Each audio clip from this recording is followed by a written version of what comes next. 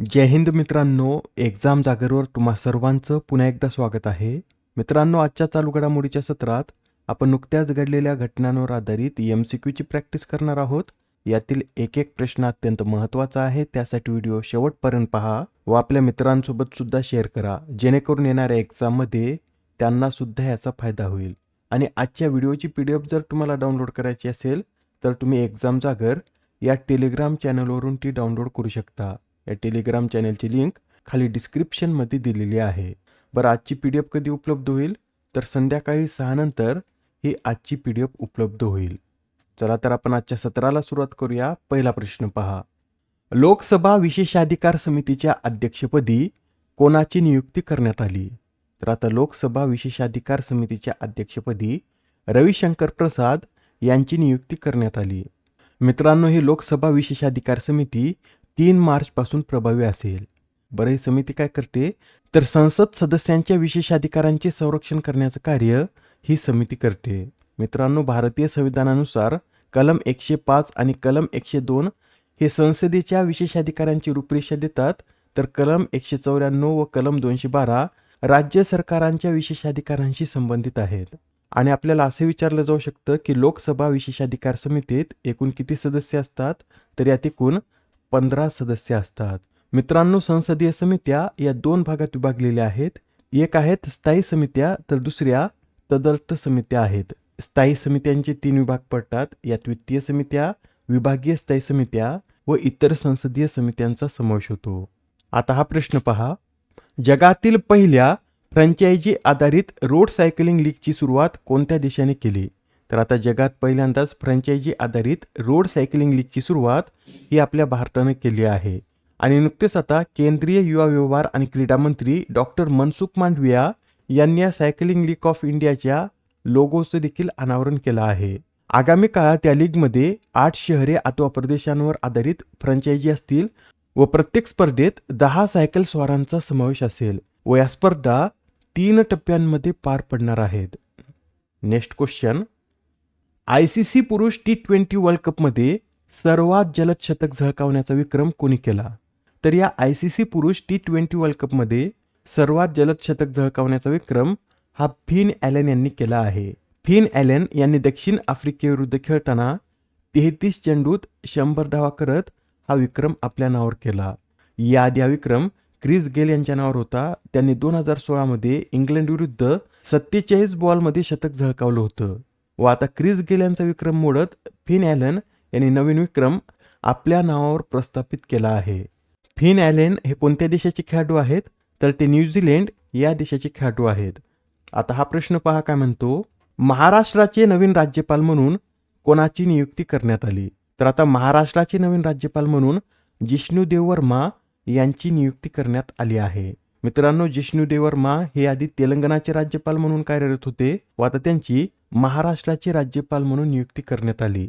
जिष्णुदेव वर्मा यांच्याविषयी माहिती सुद्धा नोट करून घ्या. ते त्रिपुराच्या राजघराण्यात जन्मलेले ईशान्य भारतातील अनुभवी राजकारणी आहेत. 2018 ते 2023 या काळात त्यांनी त्रिपुराचे उपमुख्यमंत्री म्हणून देखील काम केलं होतं व याच काळात त्रिपुरामध्ये त्यांनी वित्त, ऊर्जा आणि ग्रामीण विकास मंत्री म्हणून देखील कार्य केलेलं आहे.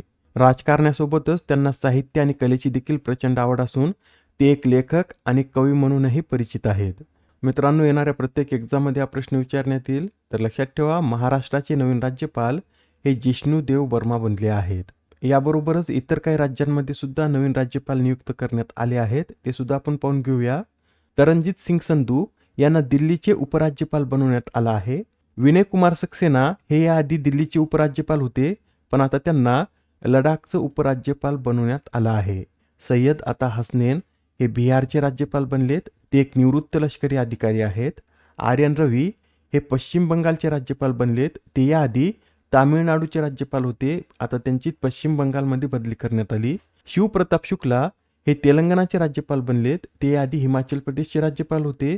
तर नागालँडच्या राज्यपालपदी नंद किशोर यादव यांची नियुक्ती करण्यात आली. कविंदर गुप्ता हे कोणत्या राज्याचे राज्यपाल बनलेत? तर ते हिमाचल प्रदेशचे राज्यपाल बनलेत. ते याआधी लडाखचे उपराज्यपाल म्हणून कार्यरत होते. व यासच केरळचे राज्यपाल राजेंद्र आर्लेकर यांना तामिळनाडूच्या राज्यपालपदाची अतिरिक्त जबाबदारी देण्यात आली आहे. पुढील प्रश्न, जागतिक लठ्ठपणा ॲटलस 2026 नुसार लहान मुलांच्या लठ्ठपणात भारत जागतिक स्तरावर कितव्या स्थानी आहे? तर आता लहान मुलांच्या लठ्ठपणात भारत जागतिक स्तरावर दुसऱ्या क्रमांकावर आहे. पहिल्यावर कोणता देश आहे? तर पहिल्यावर चीन आहे, तर दुसऱ्या क्रमांकावर आपला भारत आहे.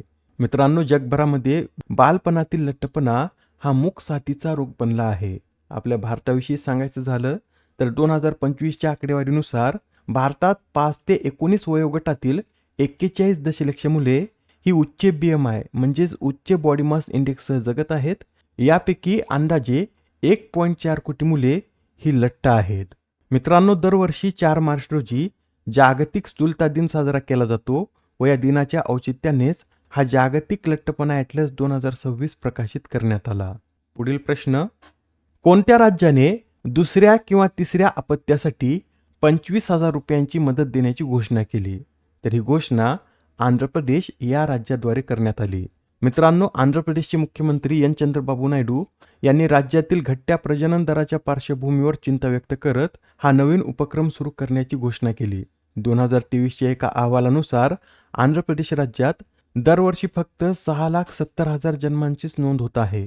हीच परिस्थिती राहिली तर 2047 पर्यंत आंध्र प्रदेशमधील वृद्धांची संख्या ही जवळपास 23% पोहोचेल, ज्यामुळे आर्थिक विकासाला धोका निर्माण होऊ शकतो. या सर्व मुद्द्यांचा विचार करतच आता आंध्र प्रदेशचे मुख्यमंत्री एन चंद्रबाबू नायडू यांनी हा उपक्रम सुरू केला आहे.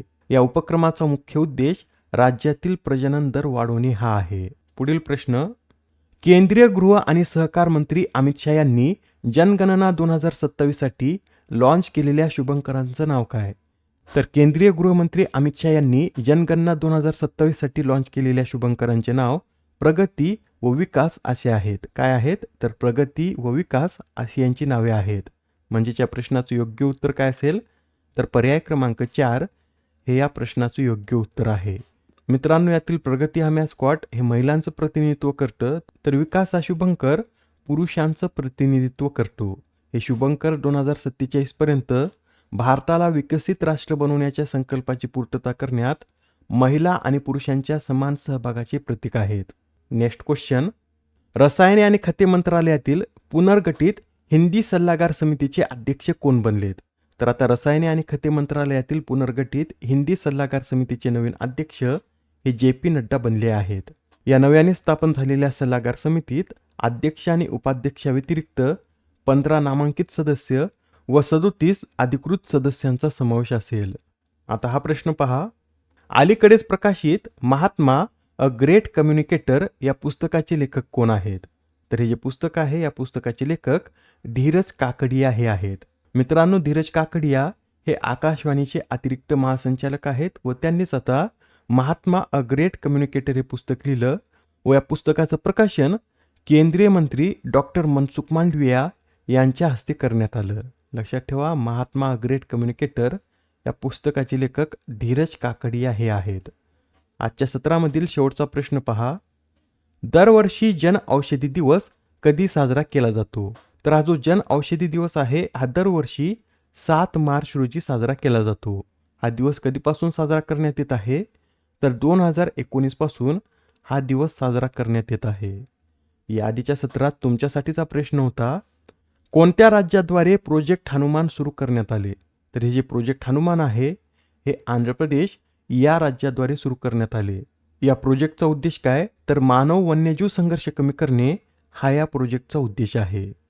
आजच्या सत्रामधील तुमच्यासाठीचा प्रश्न पहा, कोणता देश हा सार्वजनिक आरोग्य समस्या म्हणून कुष्ठरोगाचे उच्चाटन करण्यासाठी WHOने अधिकृतपणे प्रमाणित केलेला अमेरिका खंडातील पहिला देश बनला?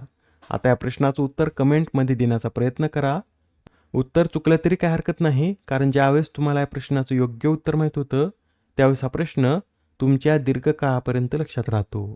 तर आता पुढच्या सत्रात पुन्हा भेटूया. धन्यवाद.